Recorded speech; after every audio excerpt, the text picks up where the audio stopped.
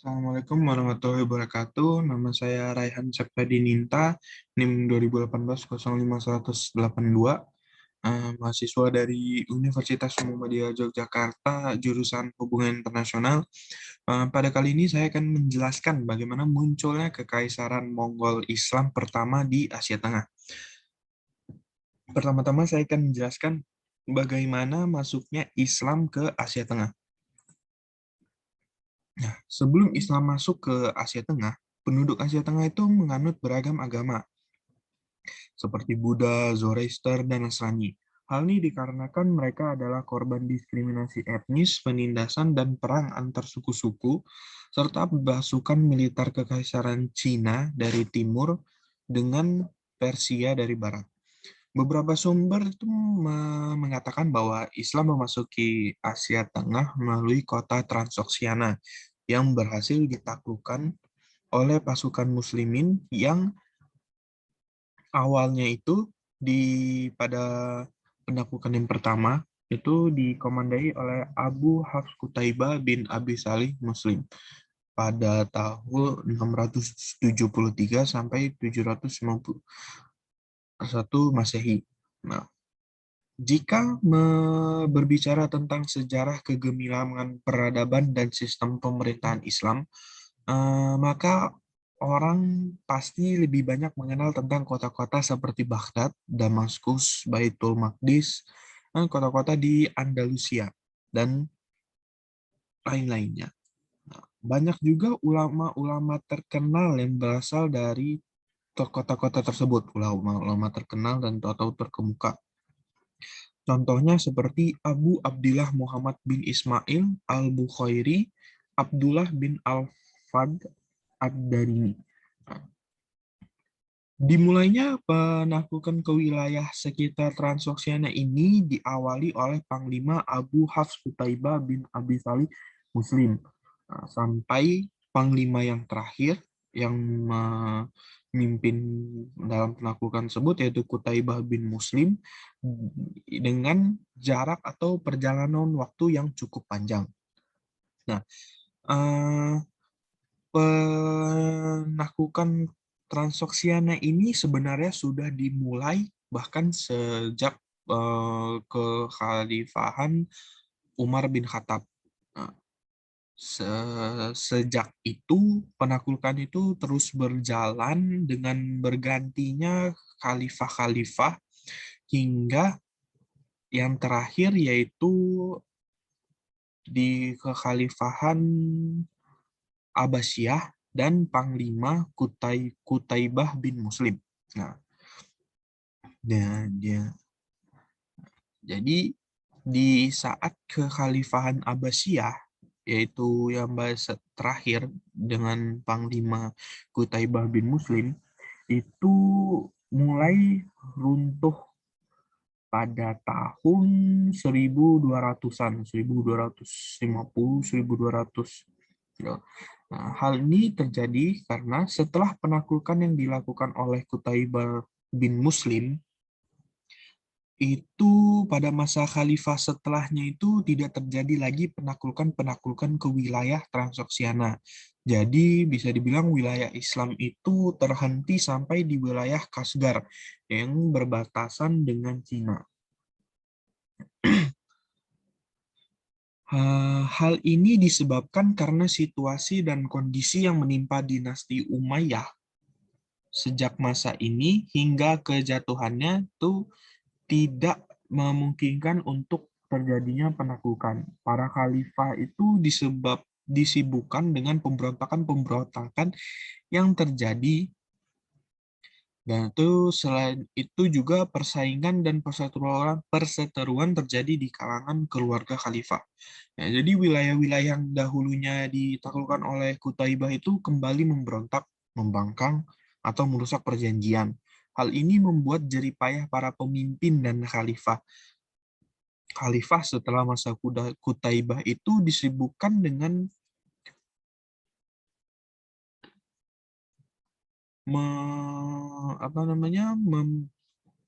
menundukkan kembali pemberontakan-pemberontakan dan mengembalikan mereka pada ketaatan aturan. Nah, Tapi di balik ini semua, perkembangan Islam sendiri di wilayah ini sangat pesat. Penduduk Transoksiana sendiri banyak yang masuk Islam dengan jumlah yang sangat besar. Para khalifah juga mengirim para dai ke wilayah ini guna untuk mengajarkan Islam kepada penduduk Transoksiana.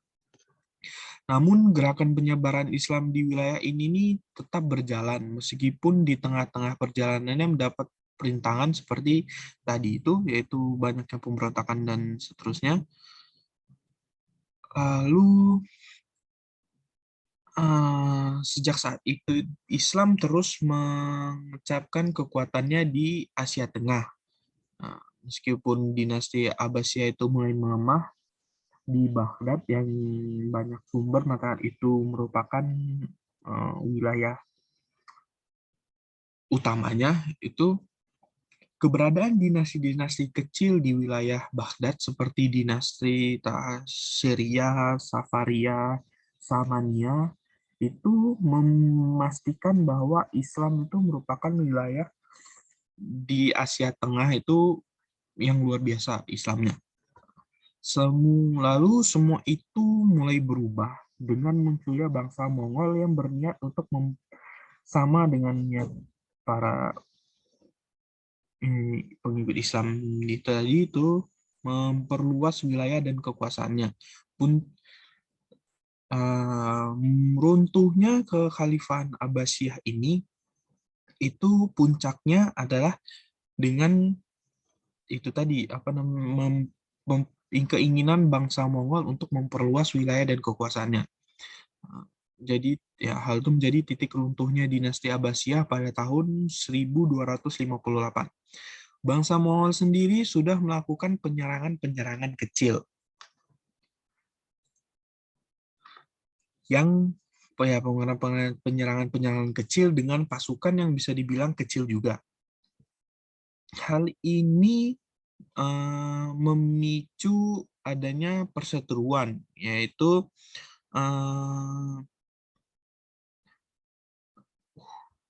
pemimpin bangsa Mongol pada saat itu, yaitu Mongke Khan, itu diincar oleh Imam al-Din Muhammad, yaitu Mahaguru Hasasin di Alamut. Tetapi penyerangan tersebut dapat digagalkan. Sebagai balasannya, Hulagu Khan, yaitu saudara dari Mongke Khan itu beserta pasukan yang sangat besar itu menyerang ke wilayah Mesopotamia.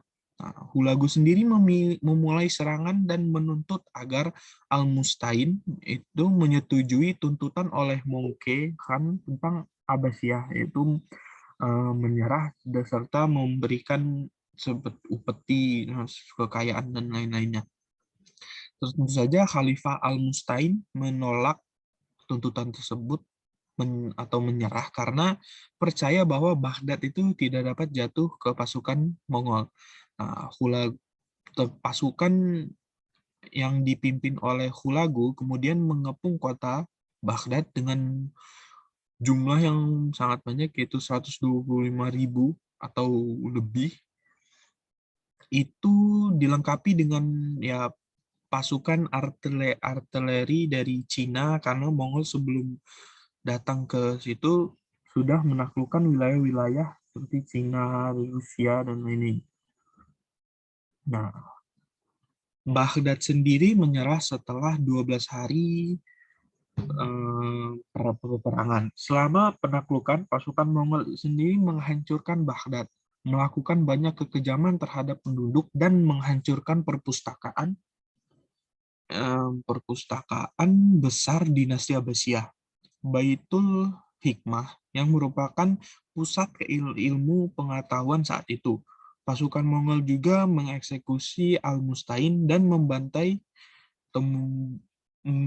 mengeksekusi banyak penduduk kota Baghdad. Pertempuran ini dianggap sebagai ya kekelaman umat Islam pada saat itu dan menandai berakhirnya zaman keemasan Islam.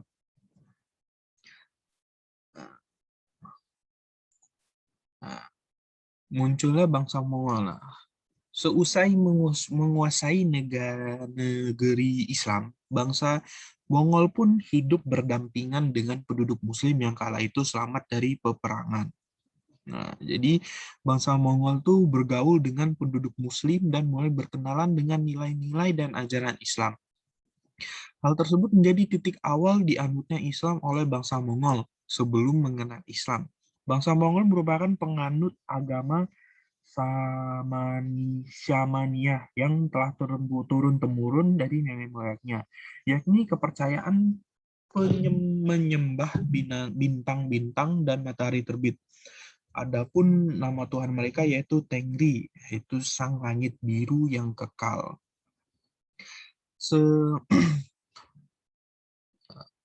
Sebenarnya, kekaisaran Mongol Islam itu munculnya setelah runtuh kekhalifahan Abbasiyah pada tahun 1258.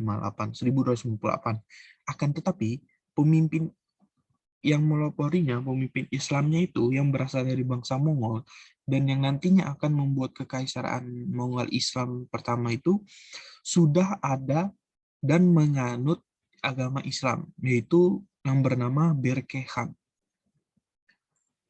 Nah, Berke Khan sendiri merupakan anak dari Tuloi dan cucu Genghis Khan.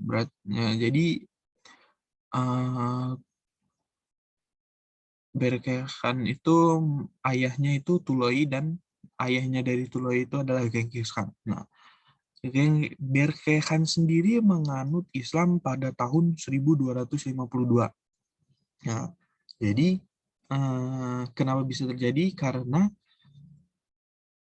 Berke Khan pada tahun 1252 itu bertemu dengan karavan yang melewati kota Bukhara yang menanyai, lalu Berke Khan menanyai mereka tentang iman mereka.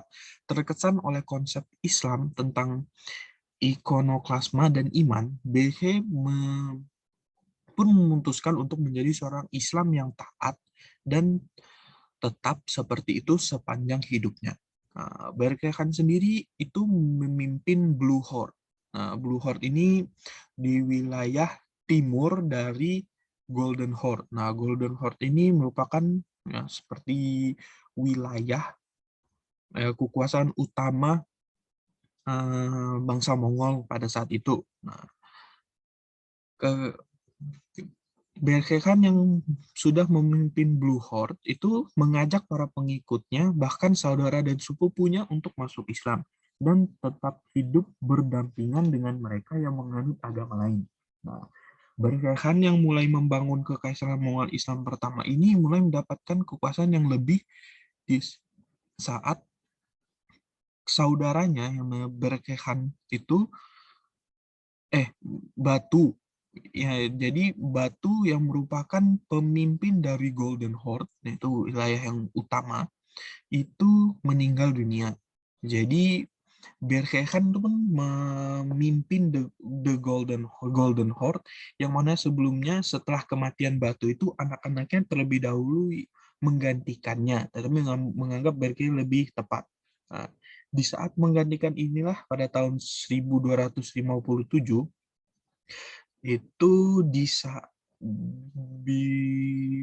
saat perluasan wilayah ke arah Transoksiana itu dan sekitarnya, Berke Khan adalah salah satu yang terbilang murka dengan peristiwa tersebut karena mengingat para khalifah Islam berada di sana, juga pusatnya itu Khalifah Abbasiyah.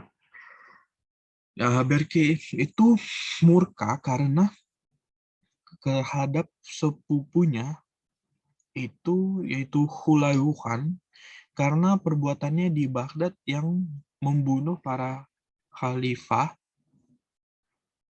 menghancurkan perpustakaan, sumber-sumber ilmu Islam, lalu ya membuat Islam mengalami kemunduran di saat itu. Nah, lalu terjadilah perang saudara antara Berke Khan dan Hulagu Khan. Awalnya Berke Khan itu menolak untuk melawan Hulaguhan karena sesama bangsa Mongol, karena dia percaya bahwa sesama bangsa Mongol itu saling membunuh, biasanya saling membunuh, tetapi jika saling bekerja sama, bangsa Mongol bisa menguasai dunia. Berke Khan terus memimpin hingga kematiannya itu pada tahun 1266. Nah, kekaisarannya pun menjadi landasan akan penyebaran agama Islam melalui bangsa Mongol sendiri.